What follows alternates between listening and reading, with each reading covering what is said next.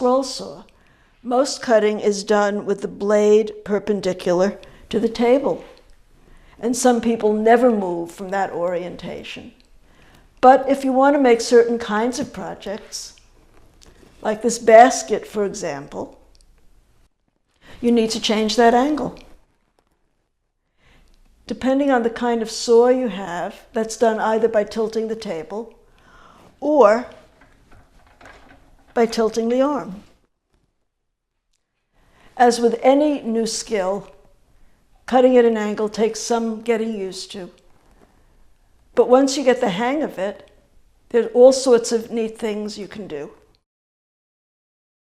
At an angle of 2.5 or 3 degrees, you can make a collapsible basket from a flat piece of wood. It features a long spiral cut at an angle that allows the rings to drop down without sliding through each other. And when the rings are fully extended, a pivoting handle locks them into place, keeping the basket stable until you're ready to collapse it for storage. To make the collapsing part of the basket, you start by drilling a small blade entry hole at the inner end of the spiral. Next, you insert the saw blade and cut the spiral at an angle. The cut is made in a clockwise direction, moving from the center of the basket to the perimeter. Cutting outward rather than inward keeps the feeding area of the workpiece stable and keeps your fingers away from the blade. This provides good control and a safe cut. These baskets can be made in many different shapes and sizes. Their ability to transition from a flat piece of wood to three-dimensional never fails to amaze even seasoned woodworkers. At a similar cutting angle, you can use a technique called double bevel inlay that lets you insert decorative patterns into your workpiece, like the leaf at the bottom of this bread basket. To make this type of inlay, you'll need 2 pieces of wood of equal thickness, typically about 1/4 inch. One is for the background and the other is for the inlay. I attached the pattern to the inlay wood with temporary bond adhesive, then attached that piece to the background wood using double-sided tape. I used a small vise to make sure the pieces were firmly attached to each other. Next, I drilled a small blade entry hole at the bottom of the pattern. I had made some test cuts earlier and found that 2.8 degrees was the cutting angle I needed.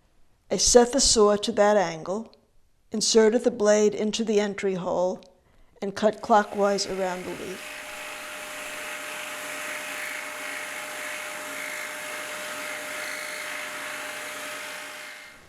When the cutting is completed, the bottom leaf drops out and the upper leaf drops down to take its place. The tape portions are carefully separated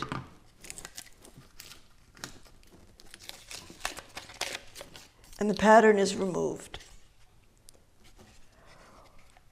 The leaf is removed for gluing, then glued into place permanently, and once glued into place, additional inlays can be done for more complex designs. This bread basket, for example, used 2 separate inlays in making the leaf. The first was for the leaf itself, and the second was for the stem.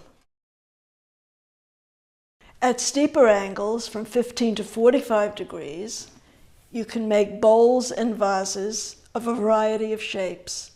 They vary from simple to complex in design, and from easy to quite demanding to make, but all follow the same set of procedures. To make a basic bowl, attach a pattern to the bowl blank and drill angled blade entry holes for each ring. This angle depends on the width of the ring and the thickness of the wood. Set the saw to the same angle as you drilled and cut the rings.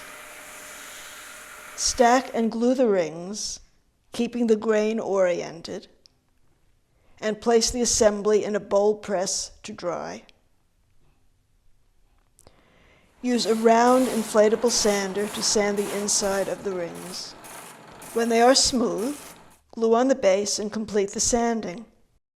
For the outside of this bowl, you can use either a belt sander with the table tilted to the cutting angle, or a small pad sander chucked into the drill press.